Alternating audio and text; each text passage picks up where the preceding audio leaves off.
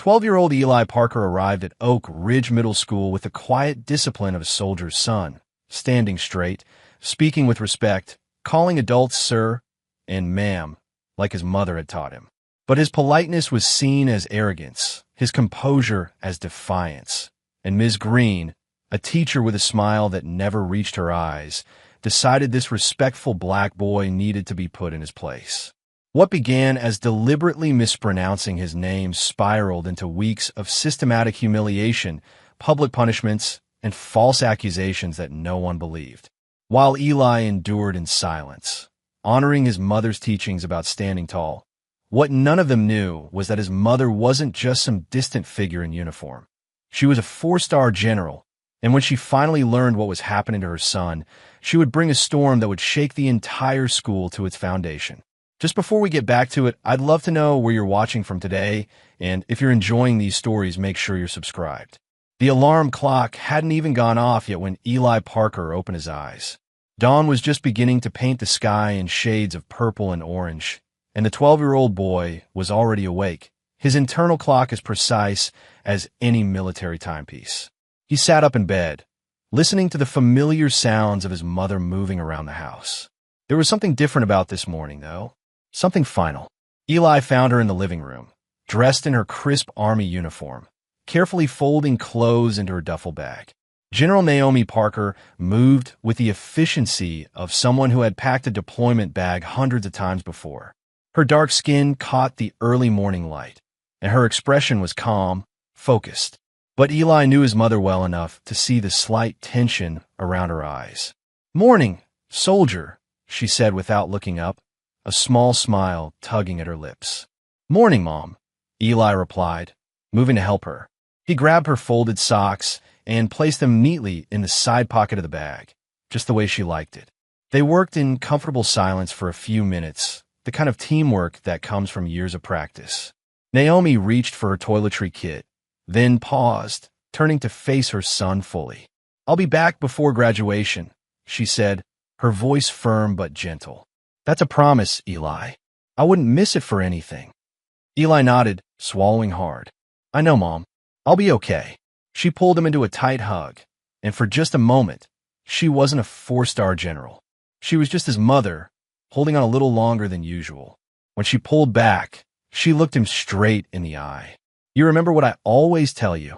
Stand tall. Always," Eli recited. "That's right. No matter what happens, you keep your head up and your standards high." "Understood." "Yes, ma'am." 2 hours later, Eli stood at the entrance of Oak Ridge Middle School, his backpack slung over one shoulder, staring up at the red brick building. It looked like every other school he had attended over the years, which was to say, it looked temporary. Military families moved often, and Eli had learned not to get too attached to any one place. But this was supposed to be different. His mother had assured him they would be here for at least 2 years, maybe more. Long enough to actually finish middle school in one place. The main office smelled like coffee and copy machine ink. A secretary with bright red reading glasses glanced up at him, then back down at her computer screen. "Can I help you?" she asked, her tone more bored than welcoming. "I'm Eli Parker. Today's my first day. I'm supposed to check in with Principal Collins." She clicked her mouse a few times, frowning at the screen. "Oh, right. The transfer student. Have a seat. He'll be with you in a minute." Eli sat in one of the plastic chairs along the wall, his posture straight, hands resting on his knees. His mother had taught him that how you carried yourself mattered. It told people who you were before you ever opened your mouth. 15 minutes passed, then 20. Students rushed past the office windows, laughing and shoving each other, completely at ease in their familiar environment. Eli watched them, feeling the familiar weight of being the outsider. Finally, a tall man with thinning hair and a loosened tie emerged from an inner office. Principal Collins had the distracted air of someone perpetually behind schedule. "Eli Parker?" he asked, though he was already turning back toward his office, clearly expecting Eli to follow. "Yes, sir," Eli replied, standing quickly. Collins glanced back at the sir, a flicker of something crossing his face. Amusement? Surprise? It was gone too quickly for Eli to tell. In the office, Collins shuffled through papers on his desk, eventually pulling out a thin folder. Transfer from Fort Jackson, South Carolina. Military family, I see. Your mother is. He squinted at the form.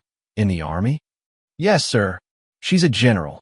Collins looked up at that, eyebrows raised. A general. That's impressive. The words sounded hollow, like he was reading from script. Well, we're happy to have you here at Oak Ridge. Your schedule is right here. Mrs. Jenkins will show you to your homeroom. The secretary appeared in the doorway, as if summoned. Come on, sweetheart, she said, already walking away. Eli grabbed his schedule and hurried after her, noticing how Principal Collins had already turned back to his computer, the conversation clearly over. No welcome, no questions about how he was settling in, no orientation. Just the bare minimum and a dismissal. Mrs. Jenkins dropped him off at room 214 without a word, pointing at the door and walking away before Eli could even thank her. He stood in the hallway for a moment, gathering himself, then knocked. Come in, called a voice from inside. The classroom fell silent as Eli entered. 25 pairs of eyes turned to look at him, and he felt his stomach tighten. At the front of the room, a woman in her 40s with sharp features and an even sharper expression looked him up and down. You must be our new student, she said, her voice carrying a strange tone. Not quite welcoming, not quite hostile. Something in between. Yes, ma'am. I'm Eli Parker. Eli Park here, she said, mispronouncing it with a hard emphasis on the second syllable. It's Parker, ma'am, like someone who parks a car. A few students giggled. Ms. Green's eyes narrowed slightly. Park here, she repeated, somehow making it sound even more wrong. We have students from all over here. Sometimes the names can be quite different. Eli's face grew warm. It's just Parker, ma'am. Regular pronunciation. Well, I think Park here is easier for everyone to remember, Ms. Green said with a tight smile. Why don't you take that empty seat in the back, Park here? The class erupted in snickers and whispers. Eli walked to his assigned seat, his jaw clenched, feeling the heat of embarrassment crawling up his neck. He sat down carefully, placing his backpack beside his chair and folding his hands on the desk, just like he had been taught. Class, this is Eli Park here, Ms. Green announced, still getting his name wrong. He come from military family, so I expect you all to help him adjust to how we do things here at Oak Ridge. I'm sure it's quite different from base schools. Eli wanted to correct her again, wanted to explain that his name was Parker, not Park here, that it wasn't complicated at all. But something in Ms. Green's expression told him that further protest would only make things worse. So he sat silently, nodding when appropriate, and tried to ignore the whispers around him. The rest of the morning was a blur of introductions and awkward stares. In each class, teachers mispronounced his name or made small comments about military families being transient or used to strict environments. By lunchtime, Eli felt exhausted, and the day was only half over. He had learned from experience that the cafeteria was its own battlefield. Social hierarchies were on full display, and as the new kid, he had no clear place in any of them. He grabbed a tray, selected a sad-looking slice of pizza and an apple, and scanned the room for an empty spot. That's when he noticed them. 3 boys sitting at a corner table, all wearing matching athletic warm-up jackets. The one in the middle, a tall kid with sandy blonde hair and an easy confidence, was holding court, making his friends laugh at something. As Eli walked past, trying to find an empty seat, the boy's eyes locked onto him. Hey, check it out, the boy said loudly enough for nearby tables to hear. We got a new recruit. His friends laughed. Eli kept walking, pretending he hadn't heard. I'm talking to you, soldier boy, the kid called out. Stand at attention when someone addresses you. Eli stopped, taking a slow breath. He turned, keeping his expression neutral. My name's Eli. I'm Connor, the boy said, leaning back in his chair with an arrogant grin. And you walk funny, like you got to stick up your back. More laughter rippled through the nearby tables. Eli felt his face flush, but kept his voice level. I'm just trying to find a place to sit. Yeah, well, maybe try the kiddie tables, one of Connor's friends chimed in. This is where the real students sit. Eli turned away without responding and found an empty table near the windows. He sat down, focusing on his food, trying to block out the continued laughter and whispers. This was familiar territory. New school, same story. The military kid who talked different, acted different, didn't know the unwritten rules. He was halfway through his pizza when someone slid into the seat across from him. "Don't let them get to you," said a girl with dark hair pulled back in a ponytail and warm brown eyes that held both sympathy and understanding. "Connor's like that with anyone who doesn't kiss up to him." Eli looked up, surprised. "Thanks. I'm Eli." "Sophia," she said, offering a small smile. "Sophia Reyes. I saw what happened in Green's class this morning. She does that sometimes. Gets names wrong on purpose to make new kids feel small." "You think she did it on purpose?" Sophia raised an eyebrow. "Parker isn't exactly a hard name to pronounce. Trust me, I've had teachers do the same thing with Reyes. They act like our names are impossible to say correctly." Something loosened in Eli's chest. Here was someone who understood, who had experienced the same subtle cruelty. "How long have you been here?" 2 years. It gets better." "Sort of." Sophia took a bite of her sandwich, then added, "But it also stays the same in some ways. Some teachers here, they have their favorites. And they have their targets." "Let me guess," Eli said quietly. "I'm going to be a target." "Maybe. But you seem like you can handle it. You got this calm thing going on. Like nothing really rattles you." If only she knew how much effort that calm required. How many times he had practiced keeping his composure when kids mocked the way he stood, or the way he spoke, or the fact that he called adults sir and ma'am. His mother had taught him that discipline was its own kind of armor. The afternoon classes were no better than the morning. In math, Eli finished his worksheet 15 minutes before everyone else. He double-checked his work, then sat quietly, waiting for instructions. Ms. Green circled the room, stopping at his desk. She picked up his paper, her eyes scanning the completed problems. "You think you're finished?" she asked. "Yes, ma'am. I checked it twice." "Showing off for the class, Mr. Park here?" Her voice was sharp. Several students looked over. "No, ma'am. I just finished the assignment." "Well, since you have so much extra time and energy," Ms. Green said, walking back to her desk and grabbing another worksheet, "you can do this one too. Maybe next time you'll focus on quality over speed." She dropped the additional assignment on his desk with a pointed look. The class had gone completely silent, watching the exchange. Eli felt humiliation burn in his chest, but he picked up his pencil without protest. "Thank you, ma'am," he said quietly. As Ms. Green walked away, he heard Connor whisper loudly enough to be heard, "Guess the Army doesn't teach you when to slow down, huh?" More suppressed laughter followed. Eli bent his head over the extra work and began solving the problems, his jaw tight, his handwriting precise and controlled. This was what his mother meant by standing tall. You didn't let them see you break. You didn't give them the satisfaction. That evening, alone in his room, Eli sat at his desk and pulled out his phone. He wanted to text his mother, to tell her about the day, about Ms. Green and Connor, and the way his name had become a weapon. But he knew she was in transit, probably somewhere over the Atlantic by now, heading toward responsibilities he couldn't even imagine. Instead, he opened his drawer and took out the small insignia tag she had given him before her last deployment. It was from her first uniform, decades old, worn smooth by time and touch. He turned it over in his fingers, feeling its weight, its history. "Stand tall," he whispered to himself. Always. Outside his window, the sky was darkening.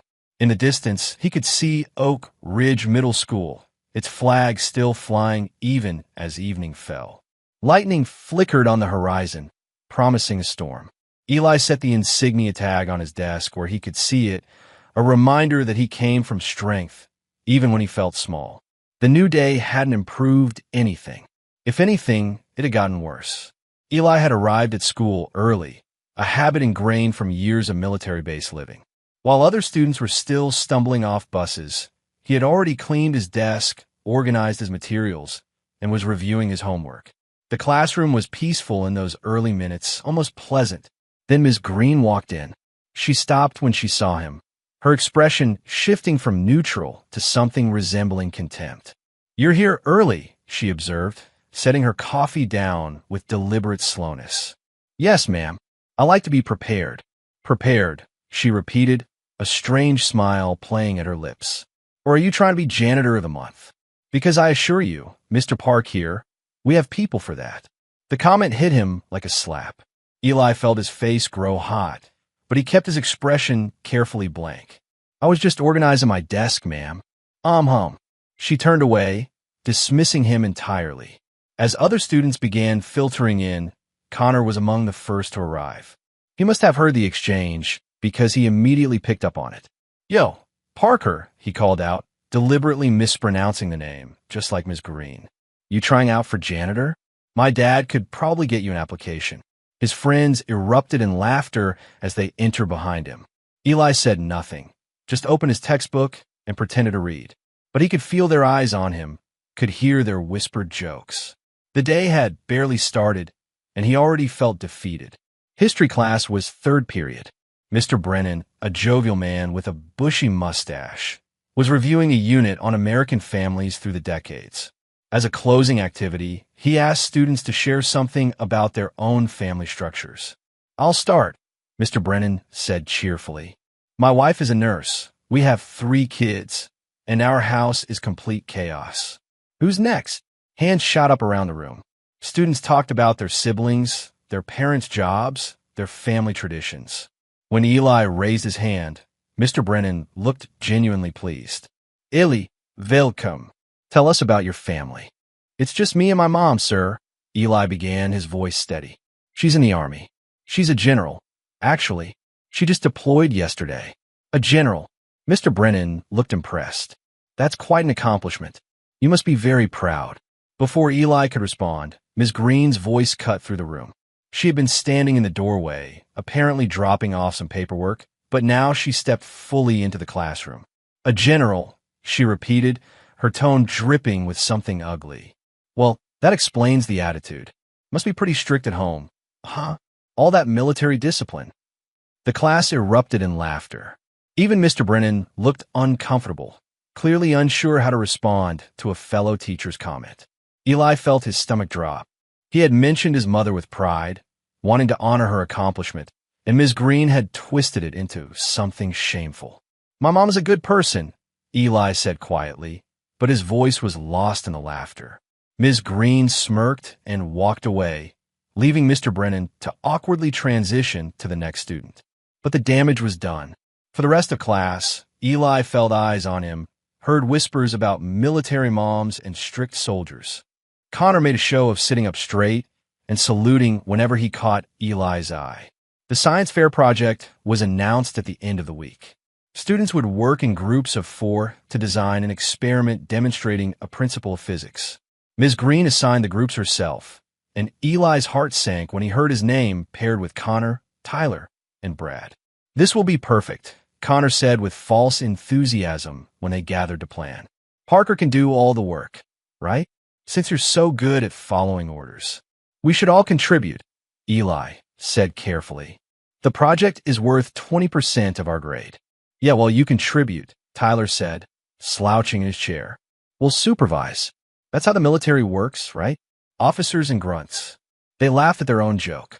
Eli tried to discuss experiment ideas, but they talked over him, eventually settling on a half-baked plan involving pulleys and weights. When Eli suggested modifications to make it actually work, they ignored him completely. Over the next 2 weeks, Eli ended up doing most of the project alone. His group members wouldn't respond to his texts, didn't show up for the plan meetings, and contributed nothing to the research or construction. He built the entire demonstration himself, staying up late to make sure it would actually function correctly. The day of the presentation, Connor and his friends showed up with smug grins. Don't mess this up, Parker, Connor warned under his breath. We're all counting on you. The presentation went well. Their pulley system worked perfectly, lifting weights with minimal force, demonstrating mechanical advantage clearly. But when Ms. Green asked about the research process, Connor immediately jumped in. Parker did most of the building, he said, which was true, but we had to redo a lot of his calculations. He kept messing up the math. Eli's head snapped up. That's not true, ma'am. I can show you my notes. The demonstration works, Ms. Green interrupted, but clearly there were collaboration issues. I'm giving the group A B minus. Maybe next time, Mr. Park here, you'll learn to work better with others. But do you want me to make it a C? Eli closed his mouth, his hands shaking with frustration and anger. Connor and his friends exchanged triumphant glances. They had sabotaged him, and somehow he was the one being punished for it. After class, Eli went straight to Principal Collins's office. I need to report something, he told the secretary. Is it an emergency? It's about a grade I received unfairly. The secretary sighed.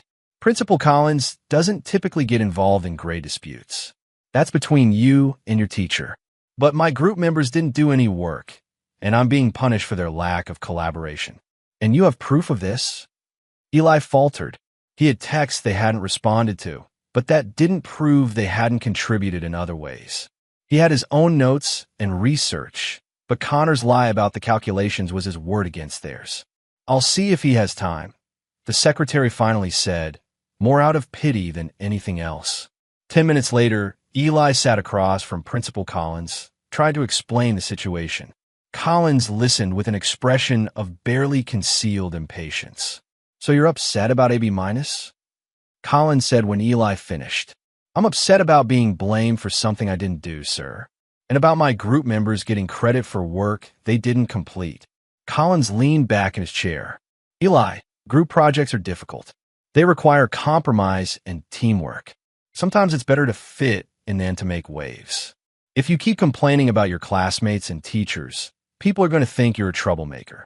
The words hit Eli harder than any insult Connor had thrown at him. The principal was telling him to accept injustice, to bow his head, and take the punishment for something he hadn't done.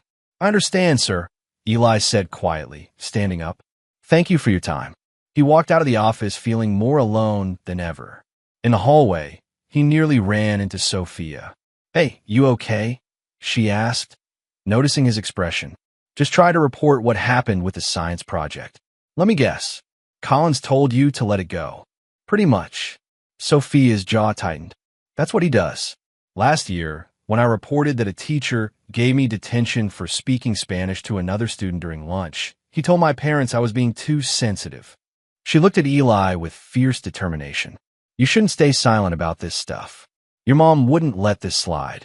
She's got real battles to fight, Eli said, echoing the thought he had been telling himself for days. I can handle this one. Can you, though? Sophia challenged. Because from where I'm standing, they're winning. Eli didn't have an answer to that.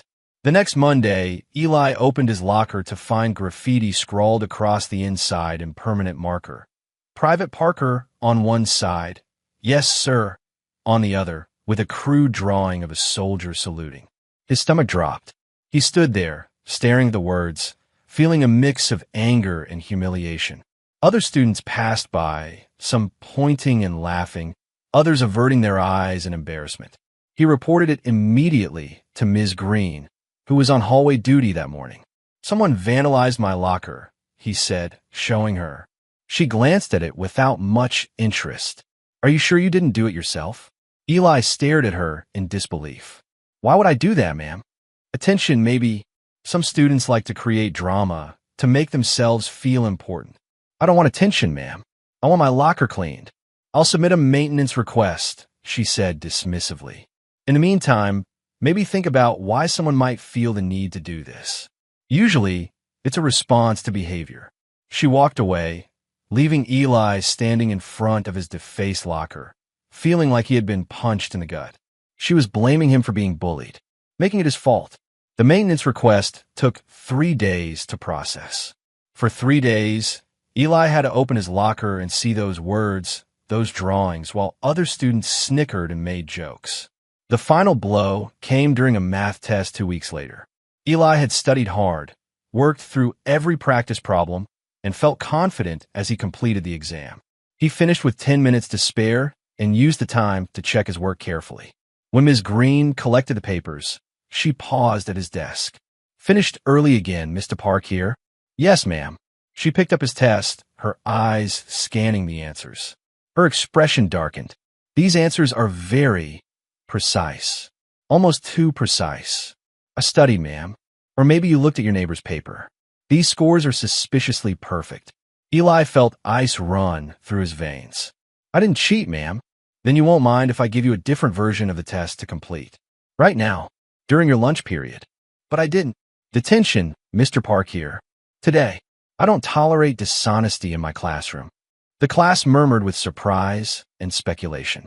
Eli sat frozen in his seat, unable to believe what was happening. She was accusing him of cheating because his answers were correct, because he had done well. Yes, ma'am, he finally managed to say. Detention was held in the library after school. Eli sat alone at a table while other students came and went, serving their various sentences. The librarian barely looked at him, just pointed to a chair and went back to her computer. After about 30 minutes, an elderly black man pushing a cleaning cart entered the library. He was wearing a janitor's uniform, and his name tag read James Harlan. He moved slowly but deliberately, emptying trash cans and wiping down surfaces. When he reached Eli's table, he paused. You doing all right there, son? Eli looked up, surprised to be addressed. Yes, sir. Just serving detention. Mr. Harlan's eyes were kind, but knowing. What did you do? Got accused of cheating on a test. But I didn't. I studied and did well. And my teacher didn't believe it was my own work. The janitor nodded slowly, as if this confirmed something he had already suspected. Been watching you these past few weeks. You carry yourself with respect. Stand straight. Say your yes, sirs, and no, ma'ams. You got military family. My mom's a general in the Army. A general. Mr. Harlan smiled. That's something. I was in the service myself. Marines. Retired years ago. He leaned on his cart, studying Eli carefully. Let me tell you something, son. I've seen this before. People who don't like what you represent. They'll push and push, trying to get you to break, to act out, to prove their assumptions right. So what do? Don't let them break your bearings, son. You keep standing tall, just like you've been doing. It's harder than fighting back, I know, but it's the right thing. He resumed cleaning, but added over his shoulder, and remember, people are watching. Not just the ones who want to see you fail. That night, Eli couldn't hold it together anymore. Alone in his room, he finally let the tears come. He clutched his mother's challenge coin, the one she had given him before leaving, and let himself feel everything he had been holding back. The humiliation, the anger, the loneliness, the unfairness of it all. His phone buzzed. A text from his mother. Stand tall. Always. She couldn't have known what he was going through at that exact moment. The message was just her regular check-in, sent whenever she had signal. But the timing felt like providence. Eli wiped his tears, took a deep breath, and typed back, Yes, ma'am. He set the phone down and stared at the ceiling. Somewhere across an ocean, his mother was probably dealing with situations he couldn't comprehend. Real danger. Real stakes. And here he was, crying over middle school teachers and bullies. But then he thought about what Mr. Harlan had said. About not breaking. About keeping his bearing. Maybe this was his battle. Maybe it mattered just as much as the ones his mother fought. Across town, in her small apartment, Ms. Green sat at her laptop, composing yet another email to Principal Collins. Her fingers flew across the keyboard as she detailed Eli's continued behavioral problems, his difficulty accepting authority, and his disruptive presence in the classroom. She hit send with satisfaction, never once considering that her emails were automatically forwarded to the district office, where they were reviewed by a family liaison coordinator who had connections to the military base. She never imagined that her words were building a paper trail that would eventually find their way to someone who would actually read them carefully. Someone who would not take kindly to what they revealed. The storm was coming. Ms. Green just didn't know it yet. The cafeteria detention and constant scrutiny had become Eli's new normal over the following weeks. He had learned to keep his head down, to double-check every assignment, to avoid giving Ms. Green any excuse to single him out. But then came the announcement that shattered his fragile peace. Field Day was approaching. Oak Ridge Middle School's annual Field Day was legendary. Students competed in various outdoor activities, earned points for their homerooms, and celebrated with ice cream and music. Eli had hoped it might be a chance to blend in, maybe even enjoy himself for once. That hope died the moment Ms. Green posted the duty assignments. While the rest of his homeroom was assigned to relay races, tug-of-war, and obstacle courses, Eli's name appeared under a single category: logistics and cleanup crew. "Looks like you got the perfect job. Park here," Ms. Green announced during morning announcements, her voice carrying across the classroom. "Someone has to handle logistics. And since you're a little soldier, I figured you'd appreciate supporting the mission from behind the scenes." The class snickered. Connor raised his hand with mock seriousness. "Ms. Green, shouldn't he at least get a uniform for his assignment? Maybe a little orange vest?" The laughter grew louder. Eli stared at his desk, his jaw clenched so tight it ached. He wanted to protest, to point out that every other student got to participate in actual events. But he knew it would only make things worse. Field day arrived under brilliant blue skies. The school's backfield had been transformed with colorful banners, inflatable obstacles, and tables laden with refreshments. Students buzzed with excitement, wearing their team colors and warming up for competitions. Eli stood near the supply tent in his regular clothes, holding a clipboard and a trash bag. "Hey, Parker!" Connor jogged over with his friends, all of them wearing matching red team shirts. "Make sure you keep our area clean, okay? We're going for the championship, and we can't have trash distracting us." Tyler tossed an empty water bottle directly at Eli's feet. "Oops, better pick that up, janitor boy." They ran off laughing. Eli bent down and picked up the bottle, his face burning with humiliation. Around him, other students were stretching, strategizing, laughing with their friends. He was invisible except when someone needed something thrown away or a table moved. Ms. Green appeared periodically to bark orders. "Eli, move those chairs. Eli, we need more cups at Station 3. Eli, stop standing around. Never park here now. Just Eli," snapped out like a command to a servant. Midway through the day, during the relay races, Connor's team was winning. The crowd cheered as he sprinted toward the finish line, his face flushed with triumph. As he crossed, he spotted Eli carrying a crate of water bottles toward the refreshment table. An idea seemed to spark in Connor's eyes.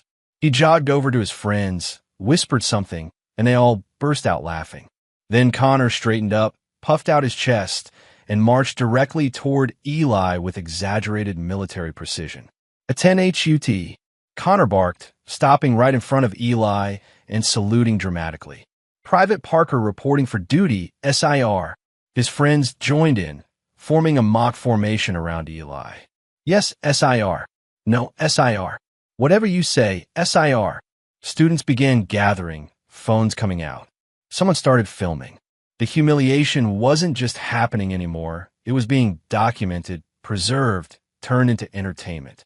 "Stand down, soldier," Tyler yelled, barely containing his laughter. "You're out of uniform." Eli tried to walk away, to remove himself from the situation, but Connor sidestepped into his path. The crate of water bottles shifted in Eli's arms, unbalanced. He stumbled, trying to catch his footing, and the entire crate tipped forward. Water bottles cascaded across the ground, several of them rolling directly toward where Ms. Green stood talking to another teacher. One bottle hit her foot. Another splashed water on her white sneakers. The laughter stopped immediately. Ms. Green whirled around, her face contorted with rage. She stormed toward Eli, who was already kneeling to gather the scattered bottles. "What do you think you're doing?" she hissed, her voice low but venomous. "I'm sorry, Mom. I tripped in." "You're disrespectful," she shouted, loud enough now for everyone to hear. "Do you think this is funny? Disrupting the entire event? Making a spectacle of yourself?" "Ma'am, I didn't mean to." She grabbed his arm, yanking him upward. Her fingers dug into his bicep. "You're going to stand right here, in this spot, until field day is over. You're going to think about your behavior and your attitude." But they were Eli started to explain about Connor and the mock drill sergeant routine, but Ms. Green cut him off. "I don't want to hear excuses. Stand here. Don't move. Don't speak. Just stand." She positioned him in the middle of the field, fully exposed to the sun and to the stares of every passing student. It was a public punishment designed to humiliate. Eli stood there, his arms at his sides, his face burning with more than just heat. Around him, field day continued. Students competed, cheered, celebrated. He was a statue of shame in the middle of their joy. 20 feet away, partially hidden by a group of younger students, Sophia stood with her phone out. Her hands trembled as she recorded the scene, capturing Ms. Green's shouting, Eli's silent humiliation, and the crowd of students taking photos. Tears streamed down her face, but she kept filming. When she finally stopped recording, she approached Eli carefully, staying just out of Ms. Green's line of sight. "I got it," she whispered. "I got everything on video." Eli's eyes widened. "Sophia, delete it. If they find out you recorded this, they'll come after you too." "I don't care," she said fiercely. "This is wrong. Everyone needs to see what they're doing to you." "Please," Eli begged. "Just delete it." Sophia shook her head. "I'm not deleting it, but I won't post it without asking you first. I promise." She slipped her phone into her pocket and walked away before Ms. Green noticed. Eli stood in the sun for another 90 minutes. By the time field day ended, his head was pounding, his mouth was dry, and his legs ached. But worse than any physical discomfort was the crushing weight of humiliation. He had been reduced to a thing, a punishment, a warning to others about what happens when you don't fit in. The next morning, Principal Collins called him into the office. Eli sat in the same chair he had occupied weeks earlier, but this time the principal's expression was harder, less patient. "We need to talk about your behavior at field day," Collins began. "My behavior?" Eli couldn't help the note of disbelief in his voice. "Ms. Green reported that you deliberately disrupted the event, damaged school property, and showed blatant disrespect to staff.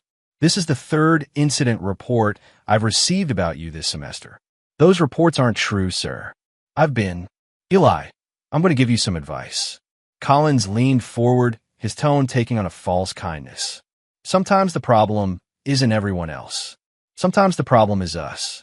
We have to look at our own behavior and ask what we're doing to create these situations." The words landed like stones.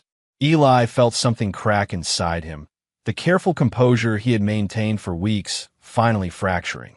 "You don't even see what's happening," he said, his voice shaking. "You don't see how they treat me, what they say, what they do. You just see what you want to see." Collins's expression hardened. "That tone is exactly what I'm talking about.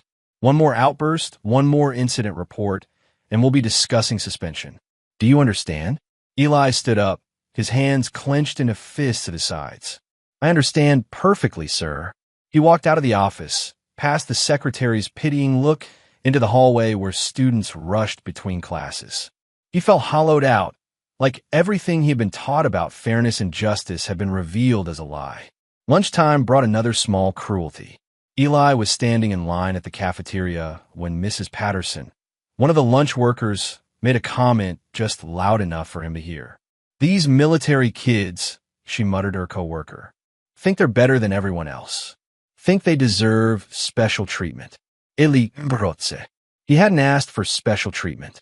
He had asked for basic fairness, basic respect. But in their eyes, even that was too much. He grabbed his tray without responding and found Sophia at their usual table. She took one look at his face and knew something had broken. "What happened?" "Collins threatened me with suspension." "For what?" "For existing, apparently." They sat in silence for a moment. Then Sophia said quietly, "I'm going to post the video." "Sophia, no." "Yes, this has gone too far. People need to see the truth." Before Eli could argue further, Mr. Harlan appeared at their table with his cleaning cart. He nodded at Sophia, then turned his attention to Eli. "Got a minute, son?" They walked to a quiet corner of the cafeteria. Mr. Harlan's expression was grave. "I've been watching what's been happening to you, and I've kept quiet because I thought maybe you could handle it. Maybe it would pass. But yesterday, seeing you standing in that field like that," he shook his head. "That wasn't discipline. That was cruelty. I don't know what to do," Eli admitted, his voice barely above a whisper. "You don't have to do anything." "But I do." Mr. Harlan pulled a folded piece of paper from his pocket. "I'm taking this to the base gates tonight, making sure it gets to your mother. Mr. Harlan, she's deployed. She has nothing is more important than this, son. Trust me on that." The old Marine's eyes were fierce. "I served 30 years. I know what honor looks like, and I know what cowardice looks like. What's happening here is cowardice, plain and simple. Your mother needs to know." That evening, True to his word, Mr. Harlan drove to the base entrance. The guard on duty recognized him as a regular, someone who occasionally did maintenance work for military families. Harlan handed over the sealed envelope addressed to General Naomi Parker. "This is urgent," he said. "Family matter." The guard nodded and logged it into the system. It would be forwarded through proper channels, tagged as priority due to the general's rank. Meanwhile, at a forward operating base thousands of miles away, General Naomi Parker sat in a secure briefing room reviewing strategic reports. Her phone buzzed with a priority message from the base family liaison office. She excused herself and stepped into the hallway to read it. The message was brief but troubling. "Multiple reports of incidents involving your son Eli at Oak Ridge Middle School. Formal complaints filed. Request you contact school administration at earliest convenience." Attached was Mr. Harlan's note, which had been scanned and forwarded. "General Parker, I'm a Marine veteran working at your son's school. What I've witnessed happening to that boy isn't right. He's standing tall like you taught him, but they're trying to break him. He needs his mother." Naomi read it 3 times, her jaw tightening with each pass. She walked directly to her commanding officer's quarters and knocked. "Ma'am, I need to request a 48-hour emergency leave." Her CO, Colonel Brenda Shaw, looked up from her paperwork. She had served with Naomi for 15 years and knew her well enough to recognize the controlled fury in her eyes. "What's happened?" "My son is being bullied and mistreated at his school. The administration is complicit. I need to handle this personally." Colonel Shaw didn't hesitate. "Request approved. Take 72 hours if you need it." "And, General," she met Naomi's eyes. "Give them hell." "Yes, ma'am." Back at Oak Ridge Middle School, unaware of the storm gathering on the horizon, Connor and his friends huddled around a phone during study hall. They had created a meme using photos from field day, showing Eli's humiliation with cruel captions. Within minutes, it was shared across multiple group chats. "This is going to get so many likes," Tyler said, scrolling through the comments. The memes spread quickly, appearing on students' phones throughout the afternoon. Some laughed, some cringed, but most stayed silent. By the end of the school day, the images had reached parents' social media feeds as well. At home that evening, Eli sat in his room, unaware of the digital mockery spreading through his school community. His phone buzzed occasionally with notifications, but he had learned to ignore them. Most were just reminders of his isolation anyway.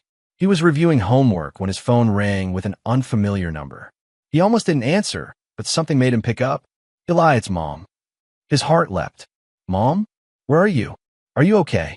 "I'm fine, baby. But we need to talk about what's been going on at school." Eli's stomach dropped. "How did you?" "Someone at your school reached out. A Mr. Harlan. He told me what's been happening." Her voice was calm, but Eli could hear the steel beneath it. "Why didn't you tell me?" "Because you're deployed. You have real problems to deal with. I didn't want to be another burden." "Eli Marcus Parker, you listen to me." Her general's voice came through now, the one that commanded respect from colonels and captains. "You are never, ever a burden. You are my son, and your battles are my battles. Do you understand me?" "Yes, ma'am. I'm coming home. I'll be there tomorrow evening." "And Eli, don't let them see you break." "Not now. Stand tall, just a little bit longer." "Can you do that for me?" "Yes, ma'am. That's my soldier. I love you." "I love you too, Mom." As Naomi ended the call and began preparing for her journey home, her convoy was already being arranged. A military transport would take her to the nearest airfield, then a hop on a cargo plane back to the States, followed by a drive to Oak Ridge. Every minute was being calculated, every second of travel time optimized. The storm wasn't coming anymore. It was already on its way. Morning arrived at Oak Ridge Middle School with the usual chaos of lockers slamming, students gossiping, and teachers clutching their coffee cups like lifelines. The rumor mill was particularly active in the teacher's lounge. "Did you hear we're supposed to have a guest speaker for Career Day next week?" Mrs. Patterson asked, stirring artificial sweetener into her coffee. "Another boring presentation about accounting," someone groaned. "Actually," Principal Collins said, walking in with a smug expression, "it's someone from the military. A high-ranking officer. Supposed to be very impressive." Ms. Green glanced up from her phone, where she had been scrolling through the Eli Parker memes that students had created. Maybe she'll teach these kids some discipline. God knows they could use it. The teachers chuckled, completely unaware that the officer in question had no intention of waiting until career day. At that exact moment, a black SUV with government plates pulled into the visitor parking lot. The engine cut off, and for a moment, everything was still. Then the driver's door opened, and General Naomi Parker stepped out. She was in her full dress uniform, the kind reserved for formal ceremonies and official business. For stars gleamed on her shoulders, catching the morning sunlight. Her shoes were polished to a mirror shine. Her posture was ramrod straight, and her expression was one of controlled purpose. She looked exactly like what she was, someone who commanded thousands of soldiers and who was not accustomed to being ignored or dismissed. She walked through the front entrance, her footsteps echoing in the hallway with military precision. Students who passed her stopped mid-conversation, their eyes going wide. Teachers froze in doorways. There was something in her bearing that demanded attention, that communicated authority without a single word being spoken. The front office secretary looked up from her computer and nearly dropped her coffee. Can I help you?" she stammered. "I'm here to see Principal Collins," Naomi said, her voice polite but carrying the unmistakable weight of command. "I'm General Naomi Parker. My son is Eli Parker." The secretary's face went pale. Let me see if he's available." "He's available," Naomi said, not as a question, but as a statement of fact. She was right. 2 minutes later, Principal Collins emerged from his inner office, his professional smile already in place. But when he saw the 4 stars, the smile faltered. "General Parker," he said, extending his hand. "We weren't expecting you until career day next week." Naomi shook his hand with a grip that made him wince slightly. "Plans changed. I'm here about my son, Eli. We need to talk about his treatment at this school." Collins's smile became more strained. "Of course. Let's step into my office where we can speak privately." "Actually," Naomi said, her tone making it clear this wasn't a negotiation, "I'd like to visit his classroom first. I prefer to see unfiltered environments, get a sense of the day-to-day reality." Before Collins could protest, she was already walking down the hallway, following the school map she had memorized from their website. Collins hurried after her, shooting panicked looks at his secretary. Room 214 was in the middle of Ms. Green's morning math lesson. She was at the whiteboard, explaining fractions, when the door opened. The entire class went silent as General Naomi Parker stepped into the room. Ms. Green turned, her marker hovering mid-equation. We weren't expecting visitors." "Good," Naomi said, her eyes sweeping the classroom until they landed on Eli.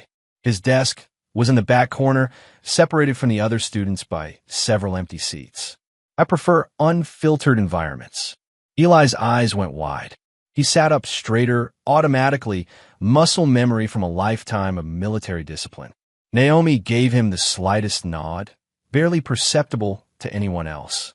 "At ease, soldier," she said quietly, and the entire class seemed to hold its breath. "Class, this is," Ms. Green began. "I know who you are, Ms. Green," Naomi interrupted smoothly. "I've read quite a lot about you in recent weeks. Your emails have been very illuminating." Ms. Green's face drained of color. Naomi walked slowly through the classroom, her gaze taking in everything. The seating arrangement, the lack of Eli's work on the display board despite his excellent grades, the way other students shifted uncomfortably in their seats. She stopped at Eli's desk. "May I see your recent assignments?" she asked him. Eli pulled out his folder with trembling hands. Naomi flipped through it methodically, noting the perfect scores marked with comments like check for accuracy and overly detailed. She saw the extra assignment Ms. Green had given him as punishment for finishing early. Her jaw tightened, but her expression remained neutral. "Thank you," she said to Eli, then turned to Ms. Green. "I'd like to see the classroom gradebook and Eli's file. Now, please." "I don't think I have the authority to," Ms. Green started. "Then find someone who does," Naomi said, her voice dropping to a dangerous quiet. "Principal Collins, I believe you have access to these records." Collins, who had been hovering in the doorway, jumped. "Yes, of course. We can review everything in my office. Excellent. Let's go. As she turned to leave, Connor raised his hand. Ma'am, are you really a general? Naomi looked at him, and something in her gaze made him shrink back slightly. I am. And in my experience, real strength isn't about making others feel small. It's about lifting them up. Remember that. The walk to the principal's office was silent except for the click of Naomi's shoes on the tile floor. Once inside, she didn't wait for an invitation to sit. She placed her briefcase on Collins's desk and opened it, pulling out a thick folder. I've done my homework, she said, spreading papers across his desk. Incident reports filed against my son. Emails from Ms. Green describing him as disruptive and defiant. Disciplinary actions for finishing assignments early, for speaking politely, for existing while black in your school. Now wait just a minute, Collins started. I'm not finished. Naomi's voice cut through his protest like a blade. I also have witness statements from Mr. James Harlan, your custodian. Testimony from Sophia Reyes, another student. And surveillance footage that I obtained through proper military channels showing my son being publicly humiliated at your field day event while staff members stood by and watched. She pulled out her phone and played a video. Ms. Green's voice came through clearly. You're disrespectful. Stand here. Don't move. Don't speak. Collins's face went from red to pale in seconds. There's more, Naomi continued. I've documented a pattern of bias, not just against my son, but against other minority students at this school. Sophia Reyes was told not to speak Spanish during lunch. Marcus Thompson was suspended for aggressive behavior that amounted to defending himself against racial slurs. Should I continue? General Parker, I assure you. Let me tell you what's going to happen now, Naomi said, standing to her full height. You're going to call an emergency meeting with the superintendent. You're going to review every incident report, every email, every piece of evidence I've compiled. And you're going to start asking yourself some very hard questions about the culture you've allowed to flourish in this building. She leaned forward, her hands on his desk, her 4 stars catching the light.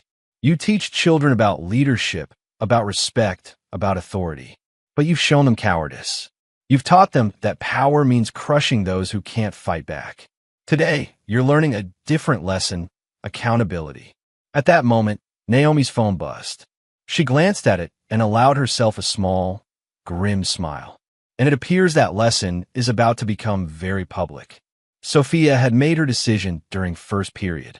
She had watched General Parker walk into Ms. Green's classroom like an avenging angel, and something inside her had snapped into place. This was the moment. This was when silence became complicity. She pulled out her phone, loaded the video from field day, and uploaded it to every social media platform she had. The caption was simple. This is what they do to military kids at Oak Ridge Middle School. This is Eli Parker. This is wrong.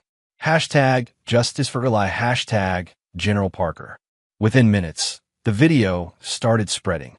Students shared it. Parents saw it and shared it further. Local news outlets picked it up. By the time Principal Collins's phone started buzzing with incoming calls, the video had been viewed over 10,000 times. What is? Collins looked at his screen in horror as notification after notification appeared. Naomi watched him with calm satisfaction. That would be the truth, Mr. Collins. You should answer those calls. I believe several of them are from reporters. In a hallway outside, students had gathered, whispering and pointing at their phones. Teachers huddled together, some looking guilty, others defensive. The entire school ecosystem was shifting in real time. Ms. Green appeared in the doorway, her face blotchy with tears and anger. My career is being destroyed over a misunderstanding. Naomi turned to face her, and the look in her eyes made Ms. Green take a step back. It's not a misunderstanding when it's a pattern. It's not a mistake when it's a choice. You chose to humiliate a child. You chose to punish him for being excellent, for being different, for reminding you of your own inadequacies. And now you're facing the consequences of those choices. I didn't do anything wrong. Ms. Green's voice rose to a near shriek. You did everything wrong, Naomi said quietly. And the saddest part is, you still don't see it. By the end of the school day, the parking lot was filled with news vans. Reporters called out questions as Naomi emerged from the building with Eli walking beside her, his head held high. "General Parker, will you be filing a lawsuit? Are you satisfied with the school's response? What message do you have for other military families?" Naomi stopped, turned to face the cameras, and spoke clearly. "I came here as a mother, not as a general. But both roles have taught me the same lesson.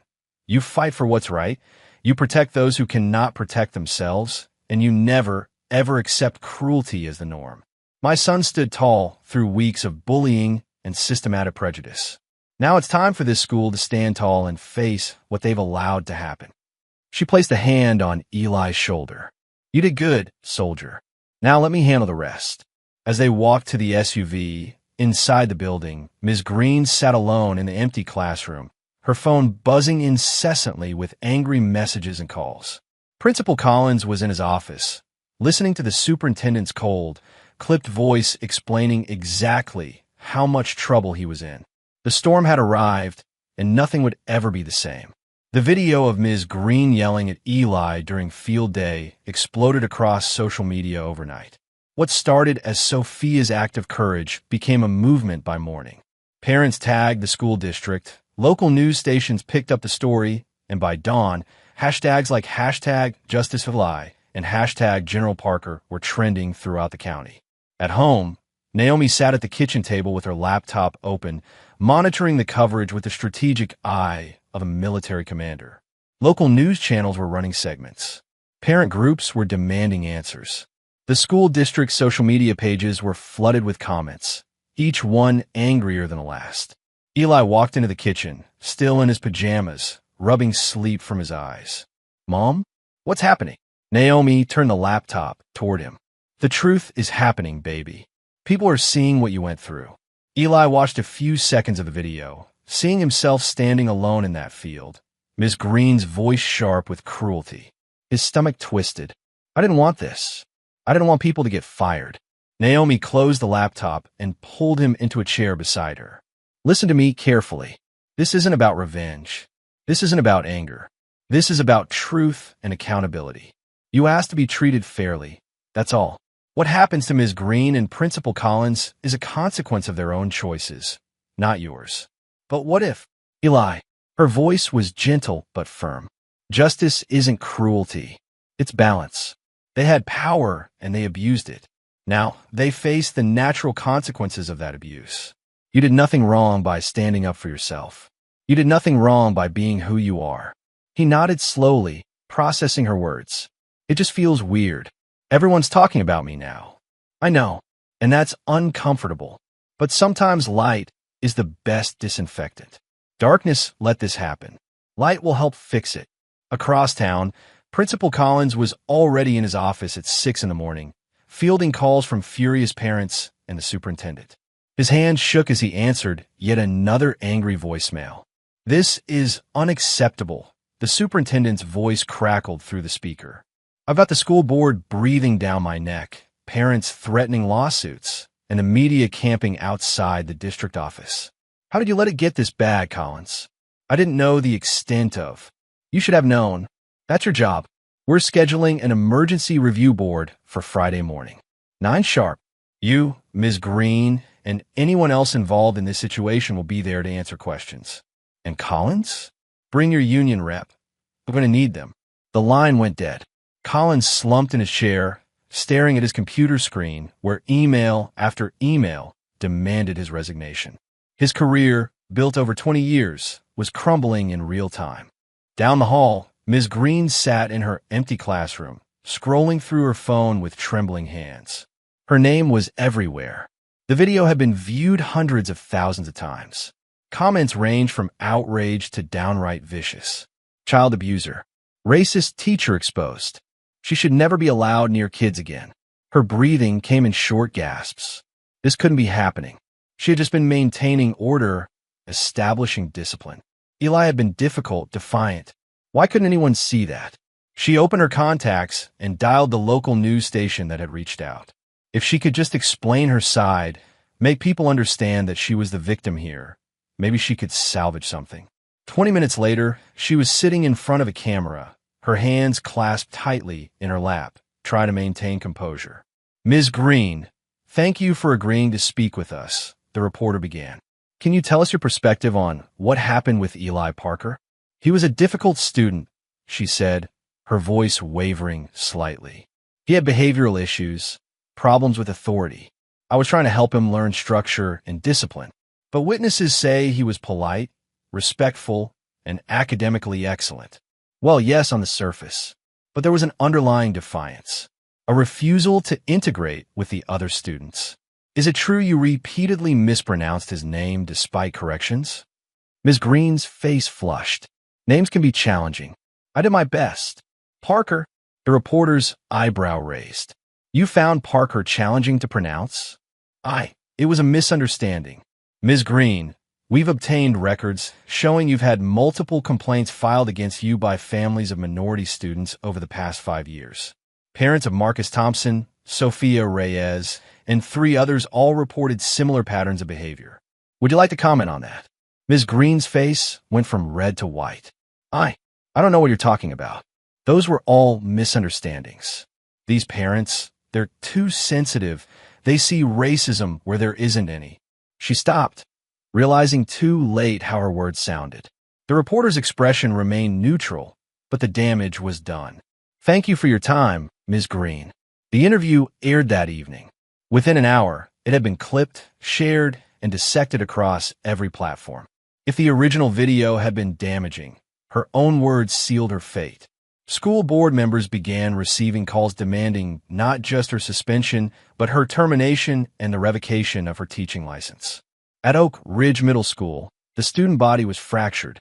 Some students, mostly Connor's friends and their social circle, defended the teachers, claiming everyone was overreacting. But others, emboldened by Sophia's courage, began speaking up about their own experiences. Sophia found herself at the center of an unexpected movement. Students approached her in hallways, sharing stories of discrimination they had witnessed or experienced.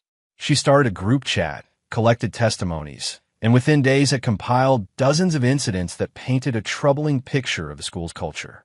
One afternoon, she arrived at school with a stack of posters she had printed at home. Bold letters declared, "Respect is not a favor." She began taping them to lockers, bulletin boards, and classroom doors. Other students joined her, and soon the message was everywhere. A teacher tried to take one down. "You can't post these without permission." "Why not?" Sophia challenged. "Is respect controversial here?" The teacher hesitated, then walked away without removing the poster. At home that evening, Eli received a phone call from Mr. Harlan. "Just wanted to check on you, son," the old Marine said. "Seeing all this coverage, want to make sure you're holding up okay." "I'm okay, Mr. Harlan. Thank you. And thank you for what you did for reaching out to my mom. I just did what was right. Been watching cowards my whole life. Figured it was time to stand up to a few more." There was a pause. "You know, when I was your age, things are different, but also the same. Different uniforms on the bigotry, but same ugly heart underneath. What you're going through, what you're standing up against, it matters. Don't let anyone tell you different." "Yes, sir." "And Eli, your mama's one hell of a general, but she's an even better mother. You're lucky to have her." "I know, sir. I really do." That night, curled up on the couch with his mother, Eli finally broke down. The weight of everything crashed over him all at once. The isolation, the humiliation, the constant scrutiny, and now the overwhelming attention. "I just want to go to school," he sobbed into her shoulder. "I just want to make friends and learn and be normal." Naomi held him tight, her own eyes wet with tears she rarely allowed herself to shed.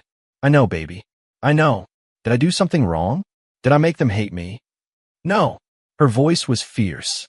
"You did nothing wrong. You were yourself, and that was enough for them to target you. That's their failure, not yours. I just wanted to make you proud." Naomi pulled back, cupping his face in her hands. "Eli Marcus Parker, you listen to me. You already have. Every single day, you've made me proud.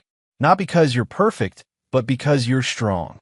Not because you won, but because you kept standing when everything told you to fall. That's courage, baby. Real courage." He wiped his eyes. "I'm scared about the hearing. I know, but you won't be alone. I'll be right there with you. and so will everyone who believes in doing what's right. The school district's official email arrived Thursday evening, hitting every parent's inbox simultaneously. Emergency Public Disciplinary Hearing. Oak Ridge Middle School Staff Review. Friday, 9 a.m., District Office.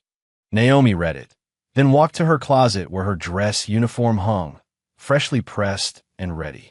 She laced up her boots with military precision, each movement deliberate and controlled. Tomorrow wasn't just about Eli anymore. It was about every student who had ever been made to feel less than, every parent who had been dismissed, every complaint that had been ignored. Tomorrow, there would be accountability. Friday morning arrived with unseasonable cold, as if the weather itself sensed the gravity of what was about to unfold. A crowd had already gathered outside the school board office by 8:30, despite the hearing not starting until 9. Parents held signs, reporters jockeyed for position, and veterans in uniform stood in silent solidarity, their presence a powerful statement of support for one of their own. When General Naomi Parker's SUV pulled into the parking lot, the crowd parted respectfully. She stepped out in her full dress uniform, medals catching the morning light, her bearing that of someone who had commanded troops in combat zones and wasn't intimidated by a suburban school board. Eli walked beside her, wearing his best clothes, his posture straight despite the nervousness evident in his eyes. Sophia and her parents waited near the entrance. Her mother embraced Naomi briefly. "Thank you for doing this. Not just for Eli, but for all our children. We do this together," Naomi replied. "Your daughter's courage made this possible." Inside, the hearing room was already packed. Board members sat at a long table at the front, their expressions ranging from concern to uncomfortable. Principal Collins occupied a chair on one side, his union representative beside him. Ms. Green sat alone on the other, her face pale and drawn. The superintendent, Dr. Margaret Hayes, a stern woman in her 60s, called the room to order.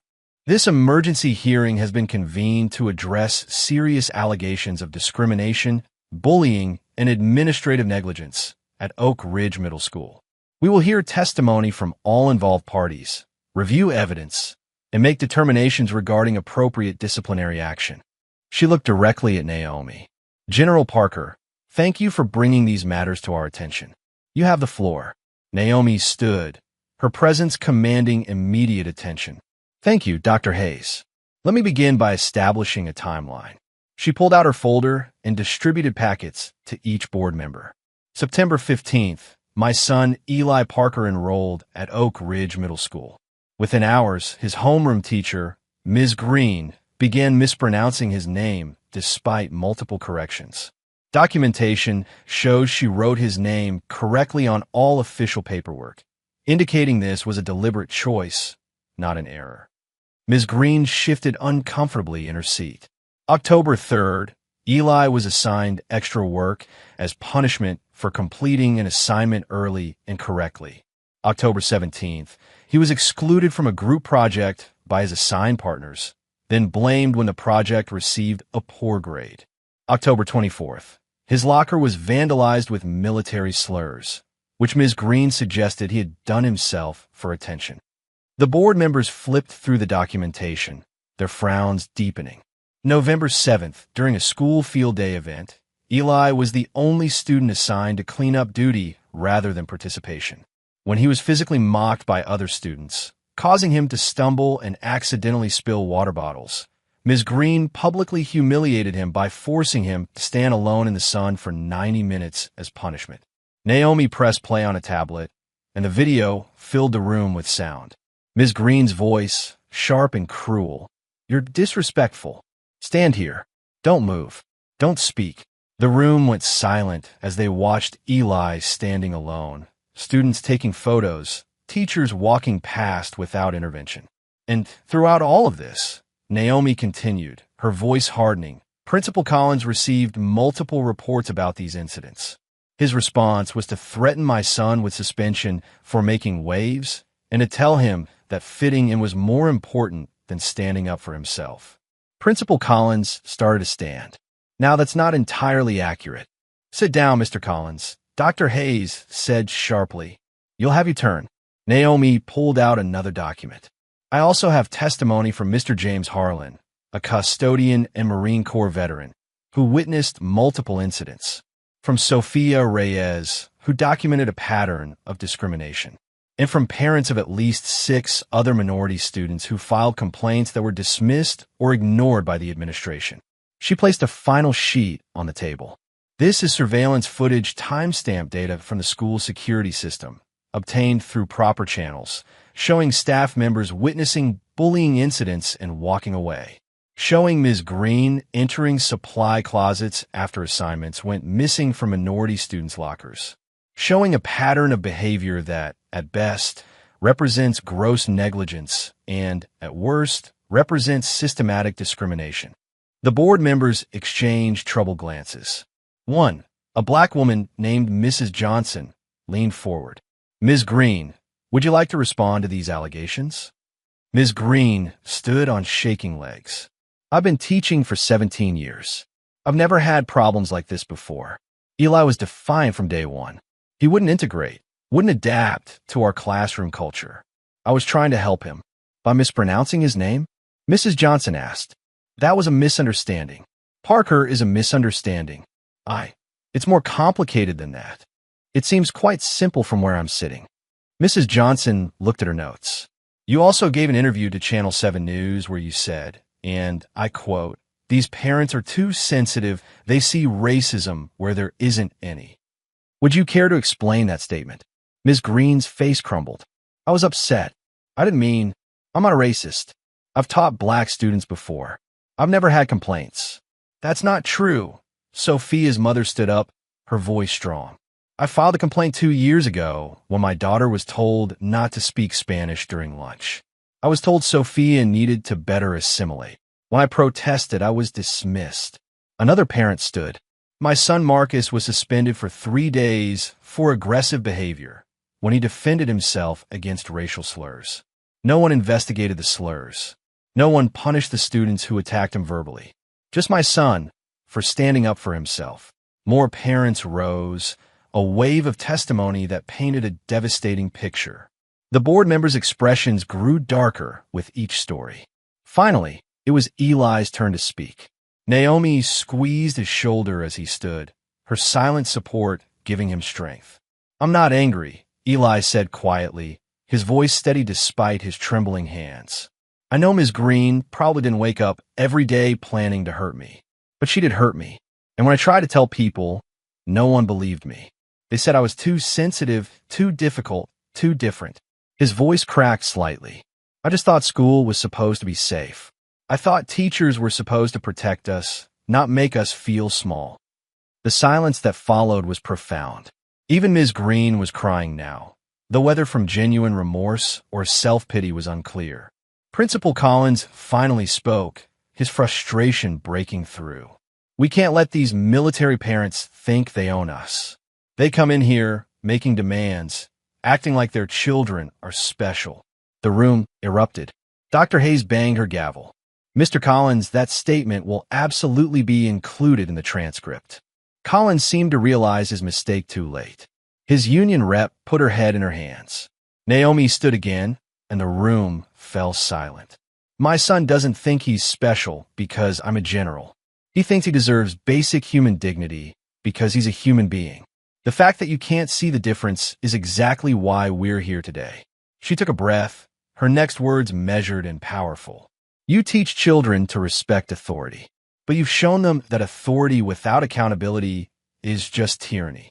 You've taught them that power means crushing those who are different.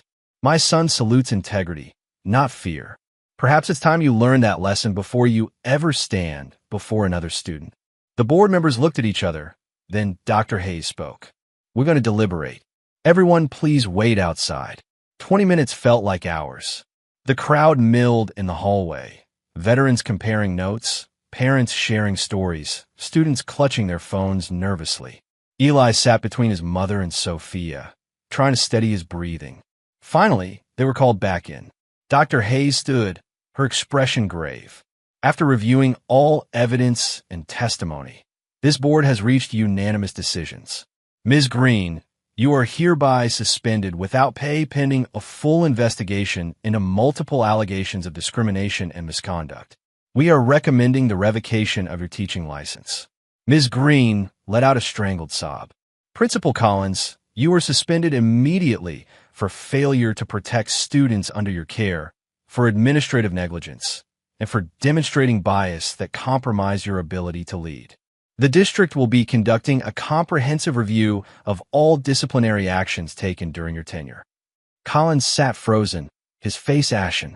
"Furthermore, we are implementing immediate reforms: mandatory bias training for all staff, an independent ethics oversight committee with parent representation, and a clear reporting structure for discrimination complaints that bypasses building administration."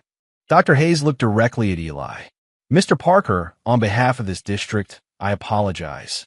You deserve better. You deserve safety, respect, and fairness. We failed you. We will do better." The room erupted in applause. Naomi remained still, her hand on Eli's shoulder, her expression one of solemn satisfaction rather than triumph. Outside, reporters swarmed them immediately. "General Parker, are you satisfied with the outcome?" Naomi faced the cameras directly. "I came here as a mother, not a general. But both roles have taught me the same thing. You fight harder for those who cannot fight for themselves. Mothers fight harder than anyone. Today, truth won. That's what matters." She walked away with Eli, Sophia, and their supporters following. Behind them, in a now empty hearing room, Ms. Green sobbed into her hands while her phone buzzed endlessly with angry messages. Principal Collins sat alone, staring at nothing, realizing his 20-year career was over. The storm had delivered its judgment, and justice, finally, had been served. The weeks following the hearing transformed Oak Ridge Middle School in ways both visible and subtle. The hallways felt different now, as if the building itself had exhaled after holding its breath for too long. But for Eli, the attention that came with being vindicated brought its own complications. Students he had never spoken to approached him in hallways, wanting to hear his story, to tell him he was brave, to take selfies with him. Teachers who had previously ignored him now smiled too brightly, spoke too carefully, treating him like fragile glass rather than a regular student.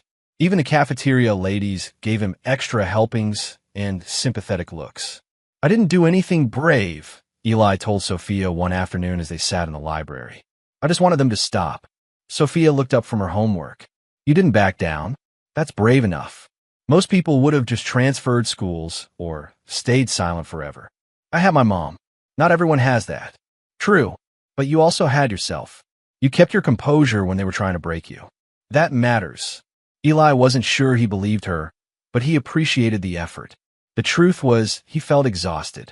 The constant attention, the whispers, the way Connor and his friends now avoided him entirely, treating him like a landmine they might accidentally trigger.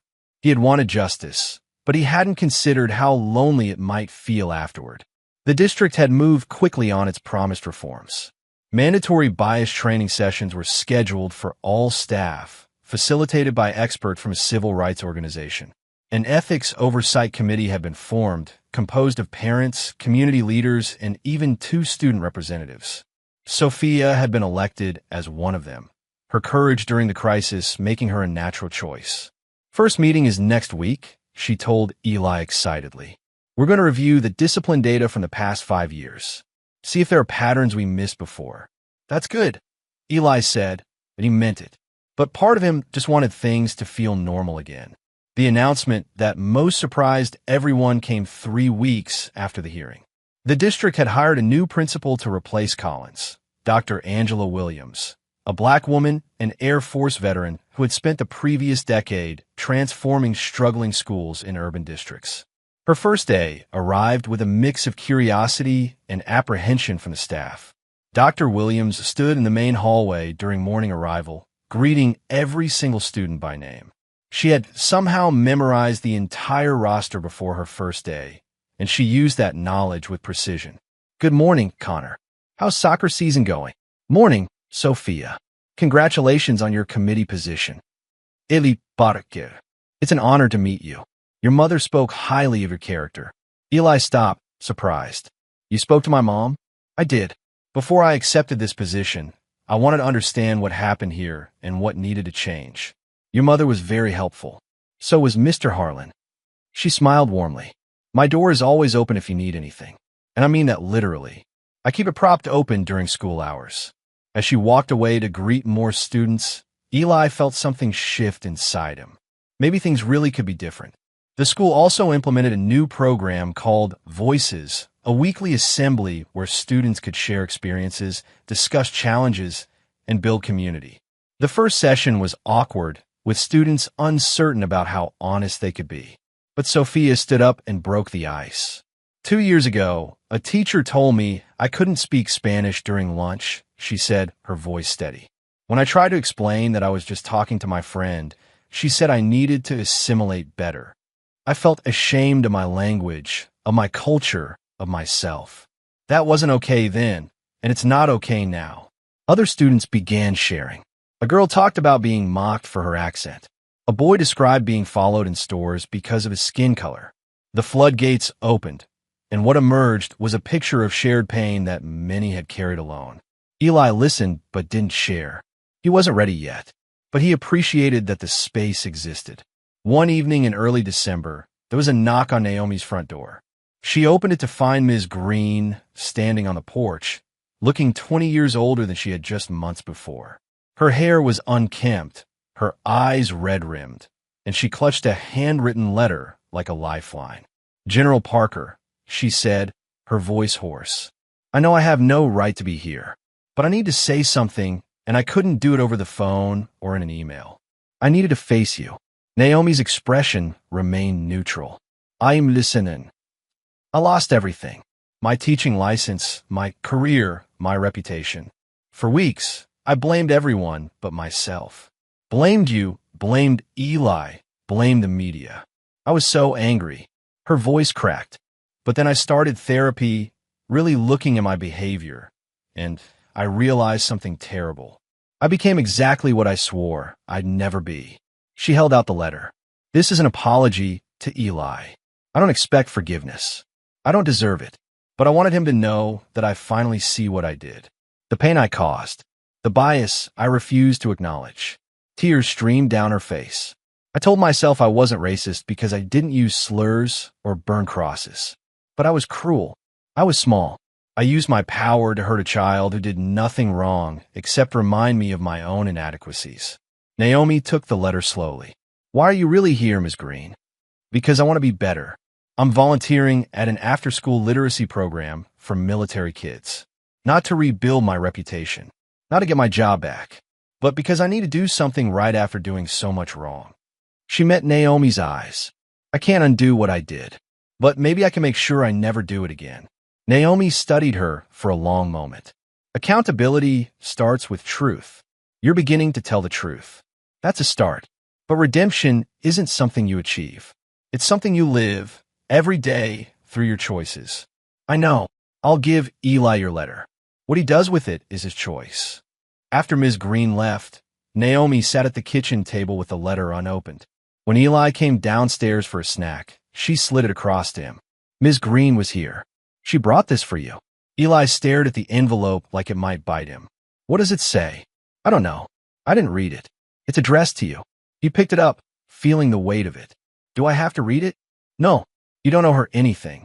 Not forgiveness. Not acknowledgement. Not closure. This is for you, not for her.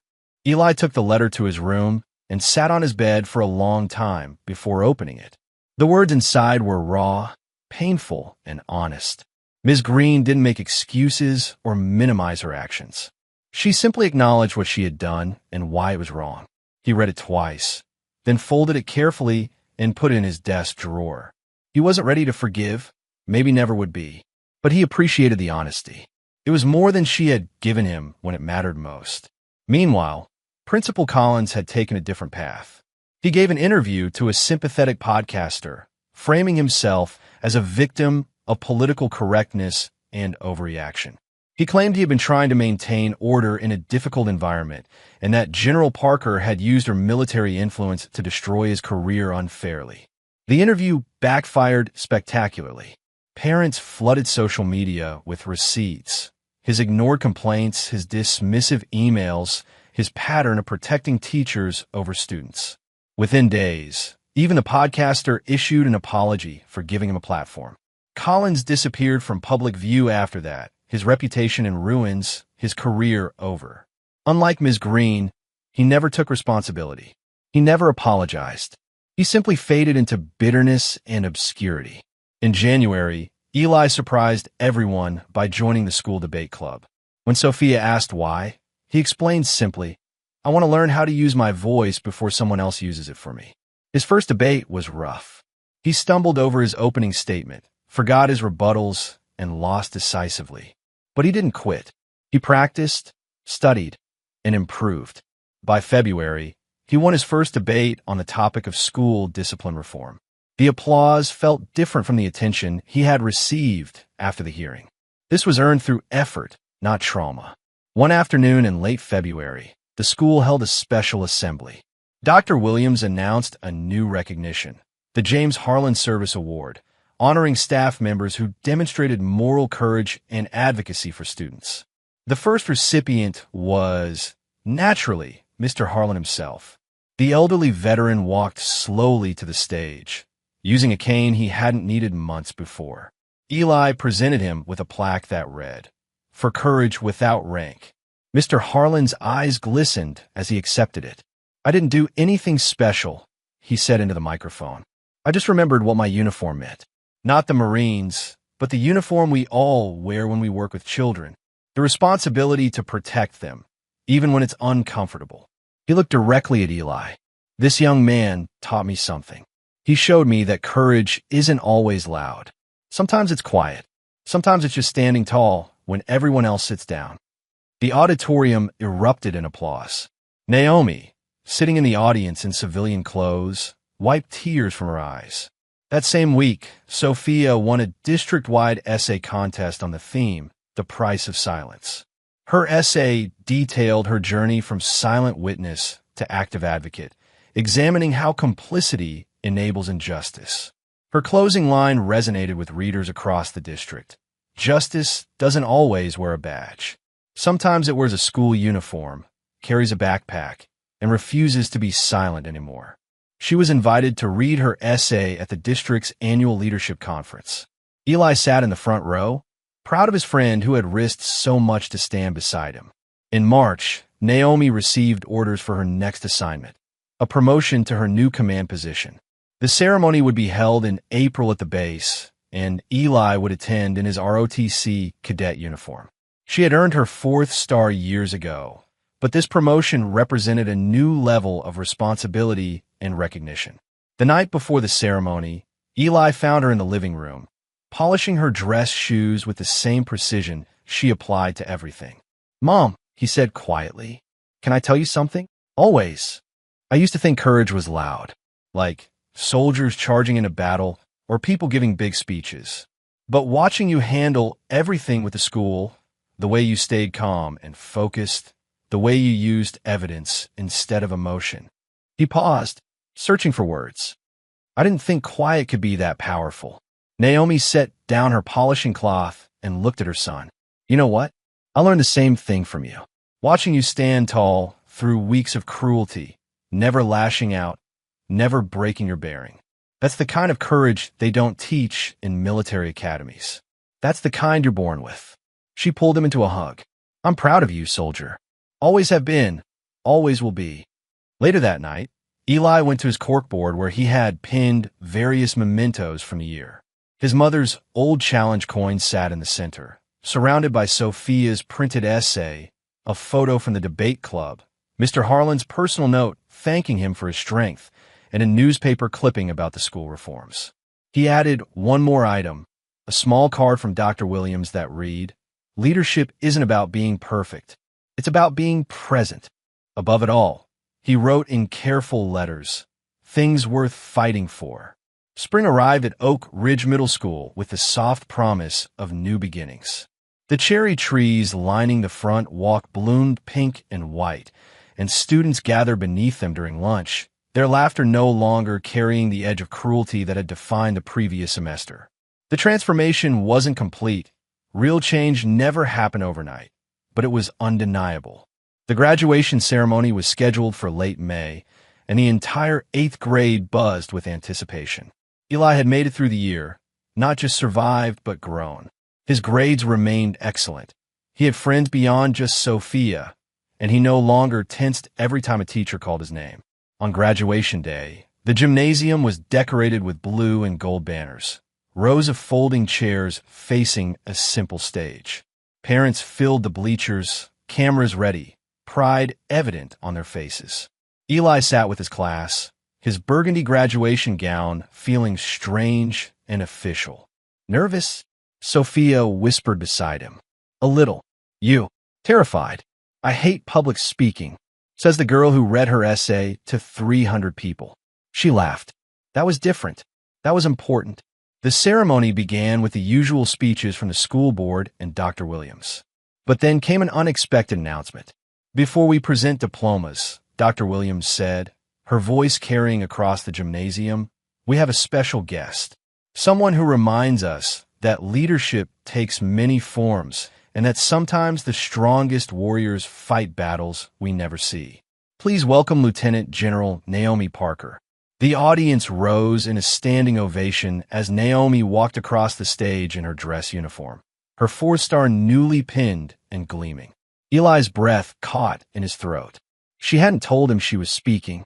Naomi stood at the podium, waiting for the applause to fade. When she spoke, her voice was strong but warm. Thank you.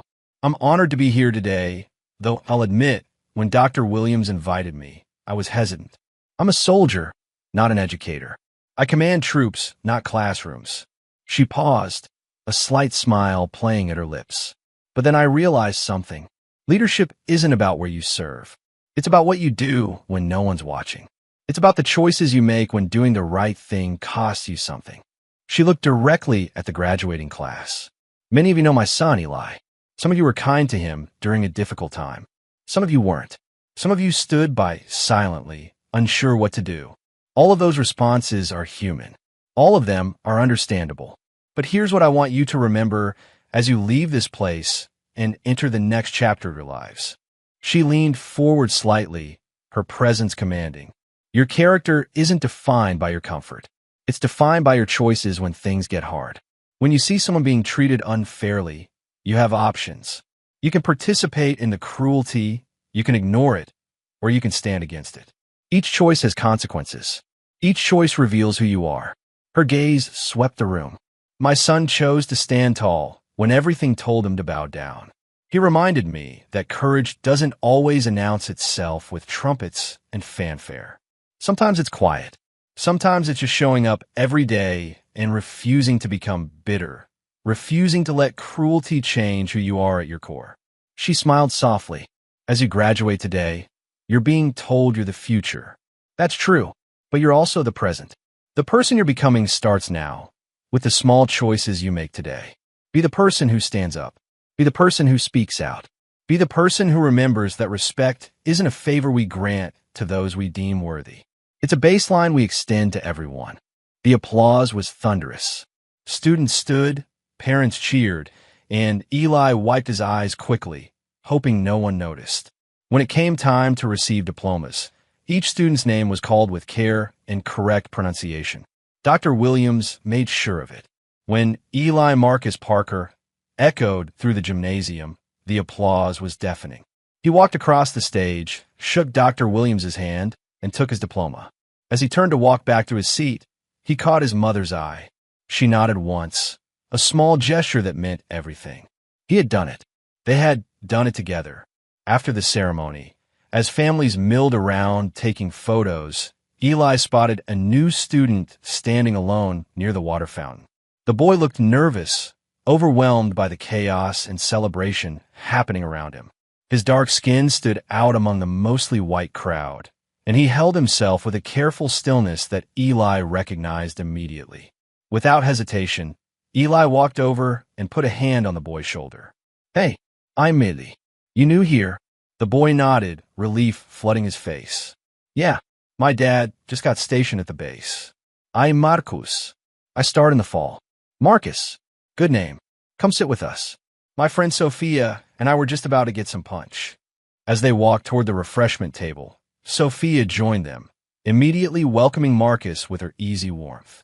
Eli caught his mother watching from across the room, and she smiled. Full circle. The lesson passed forward. Across town, in a small community center, Ms. Green sat with a group of children, helping them sound out words in picture books. The after-school literacy program served primarily military families, many of them struggling with frequent moves and inconsistent schooling. The work was humbling, often frustrating, but genuine. A little girl with braids looked up at her. Ms. Laura, is this word friend? She had started using her middle name, a small way of marking the before and after of her life. Yes, sweetheart. That's exactly right. Friend. The girl beamed. Ms. Green felt something crack open in her chest, something that had been frozen for a long time. She would never teach in a public school again. Her license was revoked, her career over. But maybe, in this small way, she could do something that mattered. Something right. She pulled out her phone during her break and saw the news alert. General Parker promoted to senior command position.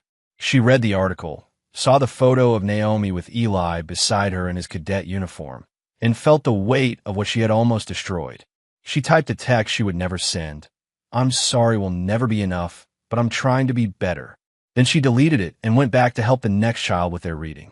Meanwhile, in an apartment on the other side of town, former Principal Collins scrolled through job listings with growing desperation. School districts weren't calling back. His reputation preceded him. The interview he had given, blaming everyone but himself, had sealed his fate. His wife had left him 3 months ago. His friends had stopped returning calls. He was alone with his bitterness, unable to see that his downfall had been his own creation. He refreshed his email for the 100th time that day, hoping for a response that would never come. Some people learned from their mistakes.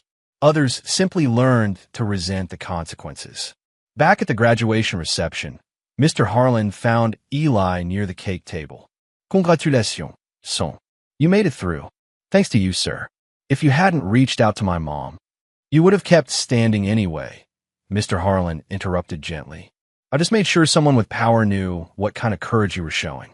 But the courage itself? That was all you. They stood together, watching the celebration, 2 generations of people who understood what it meant to stand firm under pressure. What's next for you? Mr. Harlan asked. High school, then maybe college. Mom wants me to consider a service academy, but I'm not sure yet. You've got time to figure out. Just remember what you learned here. The world needs people who won't bow down to bullies, who won't stay silent when they see wrong. Whether you wear a uniform or not, that's the person you already are. That evening, at home, Naomi and Eli sat on the back porch watching the sun set. Her uniform jacket hung on a chair, the 4th star catching the golden light. His graduation gown lay folded beside it, a different kind of uniform, but equally symbolic. You know what I'm proudest of? Naomi asked. What? Not that you survived, not that we won, but that you came out of this still kind, still willing to help that new student today, still believing in fairness and justice, even after seeing how unfair the world can be. She put an arm around his shoulders. That's strength, baby. Real strength. Eli leaned against her. I had a good teacher. They sat in comfortable silence as night fell, 2 soldiers resting after battle. Inside the house, on Eli's corkboard, his collection of mementos told a story of pain transformed into purpose. His mother's old challenge coin sat in the center, a reminder of where he came from.